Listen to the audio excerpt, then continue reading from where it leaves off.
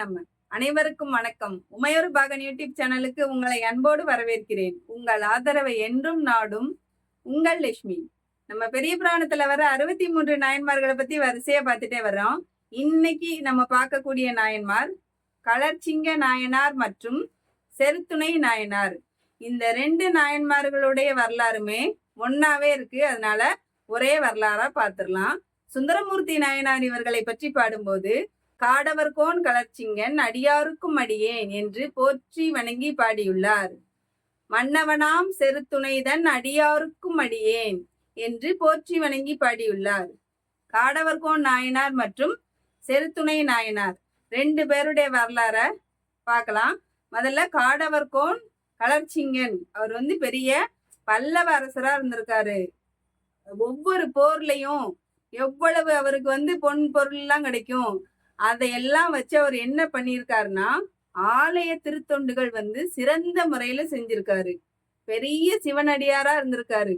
அதனால எந்த சிவனடியாரை பார்த்தாலும் அவங்கள உபசரித்து அவங்களுக்கு என்னென்ன வேண்டுமோ எல்லாத்தையும் செஞ்சிருக்காரு நம்மோட களர்ச்சிங்க நாயனார்.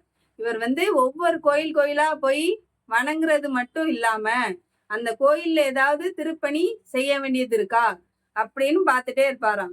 அப்படி ஒரு நாள் நம்மோட பல்லவ அரசரான களர்ச்சிங்க நாயனார் எங்க போனார் தெரியுமாங்க? திருவாரூர்ல இருக்க தியாகேச பெருமானை போய் வணங்கிட்டு வரலாம் அப்படின்னு அங்க கிளம்பி இருக்காரு. தன்னுடைய மனைவியவும் கூட அழைச்சிட்டு போயிருக்காரு. அங்க போய் இவர் தியாகேச பெருமானை பார்த்த உடனேயும் யாருக்குதான் மனசு இறங்காம இருக்குங்க. தியாகேச பெருமானையே நின்று வணங்கிட்டு இருந்திருக்காரு. அவருடைய மனைவியார் அரசியார் இருக்காங்களா, அவங்க என்ன பண்ணியிருக்காங்க, சரி நம்ம கோயிலை சுத்தி ஒரு தடவை வந்துருவோம் அப்படின்னு சொல்லிட்டு கோயிலை சுத்தி வலம் வந்துட்டு இருந்திருக்காங்க. அப்போ அங்க மலர் மண்டபம் இருக்கு பாத்தீங்களா, அந்த மலர் மண்டபம் வழியா நம்ம அரசியார் போய்கிட்டு இருந்திருக்காங்க. அங்க நிறைய மலரை குமிச்சு வச்சுட்டு அந்த மலரெல்லாம் எடுத்து சிவாய நமங்கிற மந்திரத்தை சொல்லி சிவனுக்கு மாலையா தொடுத்துட்டு இருந்திருக்காங்க. நிறைய அடியார்கள் உட்கார்ந்து இந்த வேலையை செஞ்சுட்டு இருந்திருக்காங்க. இந்த அம்மா அந்த வழியா போனவங்க அதுல இருந்து ஒரு மலரை எடுத்துட்டாங்க. எடுத்து என்ன பண்ணாங்கன்னா, நல்ல வாசனையா இருக்கு அப்படின்னு நல்லா மோந்து பார்த்துட்டாங்க. அவ்வளவுதான்.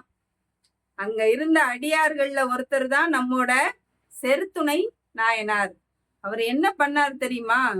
சிவனுக்கு படைக்கக்கூடிய ஒரு பூவை இப்படி யாராவது மோந்து பார்க்கலாமா? அது பெரிய பாவமான விஷயம் இல்லையா? நம்ம மோந்து பார்த்துட்டு அதை நம்ம கடவுளுக்கு சூட்டலாமா? சூட்டக்கூடாது இல்லையா? இது ஒரு அரசியாருக்கு தெரியலையா? அப்படின்னு நினைச்ச நம்மோட செருத்துணை நாயனார் என்ன பண்ணார் தெரியுமாங்க? விறுவிறுன்னு அங்கிருந்து வந்தாரு. ஒரு வாள் அங்க இருந்திருக்கு. அந்த வாள் எடுத்து அந்த அம்மாவோட மூக்கை வெட்டிட்டாரு. இந்த மூக்கு தானே இந்த வாசனையை நுகர்ந்துச்சு, இனி எப்படி நுகரும் அப்படின்னு சொல்லிட்டு அந்த அம்மாவோட மூக்கை வெட்டிட்டாரு. யாரு? நம்மோட செருத்துணை நாயனார். உடனே அரசியார் அந்த இடத்துலயே கீழே விழுந்து அழுதுருக்காங்க. நம்ம களர்ச்சிங்க நாயனார் தியாகேச பெருமானை வணங்கிட்டு இருந்தாரா, அதுக்கு எடுத்து கோயில வலம் வருவோம்னு சொல்லிட்டு கோயிலை சுத்தி வந்திருக்காரு. பார்த்தா அவருடைய மனைவியார் அழுதுட்டு இருந்திருக்காங்க. உடனே களர்ச்சிங்க நாயனார், யார் இந்த கொடிய செயலை செஞ்சது, யாரு அரசியாருக்கு இப்படி ஒரு துரோகத்தை பண்ணது அப்படின்னு கோவப்பட்டிருக்காரு. உடனே நம்மோட செருத்துணை நாயனார் என்ன பண்ணாரு தெரியுமா? அங்கிருந்து விறுவிறுன்னு அரசர்கிட்ட நடந்த விஷயத்த அப்படி சொன்னாரு. சொன்ன உடனேயும் களர்ச்சிங்க நாயனார் என்ன சொன்னார் தெரியுமா? செருத்துணை நாயனாரை பார்த்து, நீங்க பண்ணது தவறு. அந்த கை அந்த பூவை எடுக்க போய் தானே அந்த கை மூக்கு கிட்ட கொண்டு போயிருக்கு. அப்போ அந்த கையை தான் முதல்ல வெட்டணும் அப்படின்னு சொல்லிட்டு களர்ச்சிங்க நாயனார் உடைவாள் வச்சிருப்பாரா, அந்த வாளை எடுத்தாரு. வாளை எடுத்து அந்த அம்மாவோட கையவும் வெட்டிட்டாரு. அந்த அம்மா அதுக்கடுத்து கீழே விழுந்து அழுதுட்டு இருந்திருக்காங்க.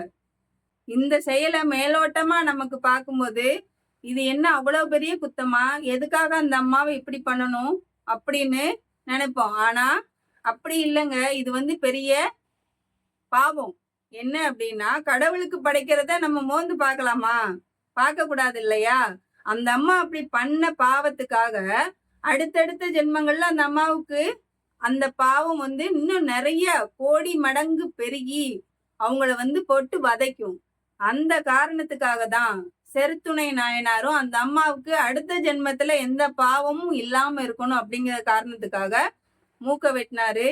தன்னுடைய மனைவி அப்படின்னு கூட பார்க்காம நம்மோட கலர்சிங்க நாயனார் இருக்காரு, அவர் என்ன பண்ணாரு, இந்த காலத்துல என்ன மனைவி சொன்னாலும் சரி, மனைவி என்ன தப்பு பண்ணாலும் சரி, சரி சரின்னு சொல்லிட்டு சப்போர்ட் பண்ணிட்டு எத்தனை பேர் போறாங்க.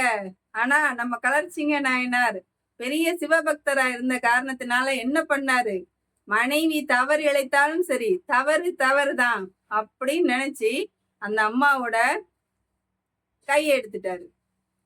இதனால இவங்க 2 பேருமே அந்த அம்மாவுக்கு அடுத்த ஜென்மத்துல எந்த விதமான பாவமும் சேரக்கூடாது அப்படிங்கிற எண்ணத்துலதான் செஞ்சிருக்காங்க. கீழே விழுந்த அந்த அம்மா சிவபெருமான நினைச்சு வணங்கி மன்னிப்பு கேட்டு அழுதுருக்காங்க. அதனால உடனே சிவபெருமான் அந்த இடத்துல உமையம்மையோடு தோன்றி அந்த அம்மாவுக்கு மூக்கு கையெல்லாம் பழைய நிலைக்கு திரும்பும்படி செஞ்சிருக்காரு. அதுக்கு அடுத்து நம்மோட செருத்துணை நாயனார் பல கோயில் திருப்பணிகளை செஞ்சிருக்காரு. நம்மோட கலர்சிங்க நாயனாரும் கோயில்களுக்கு பல திருப்பணிகளை செஞ்சிருக்காரு. இறுதியில் கலர்சிங்க நாயனார் மற்றும் செருத்துணை நாயனார் இருவரும் முக்தி அடைந்தனர். இந்த நாயன்மார்களுடைய வரலாற்றிலிருந்து நம்ம என்ன தெரிஞ்சுக்கணும் அப்படின்னா, நம்ம கடவுளுக்கு ஒரு பொருளை படைக்கணும் அப்படின்னா அதை சுத்தமா படைக்கணும். அடுத்தது அன்றாடம் என்ன பூ பூக்கோ அந்த பூவோட வாசனை மாறாம இருக்க அந்த நேரத்திலேயே அதை கடவுளுக்கு சூட்டி அழகு பார்க்கணும். அதே நேரத்துல கடவுளுக்கு எப்படி படைக்கக்கூடிய பொருள் சுத்தமா இருக்கணும் அப்படின்னு நினைக்கிறோம், அதே மாதிரி படைக்கக்கூடிய நம்மோட மனமும் எந்த நாளும் சுத்தமாக இருக்க வேண்டும். அதற்கு எந்நாளும் நல்ல எண்ணங்களையே எண்ணுவோம் என்று கூறி இன்றைய நாயன்மாரான செருத்துணை நாயனார் மற்றும் கலர்சிங்க நாயனாரை வணங்கி இந்த உரையை முடித்துக் கொள்கிறேன். அடுத்த வீடியோல நம்ம பார்க்கக்கூடிய நாயன்மார் பெரிய அரசரா இருந்திருக்காருங்க.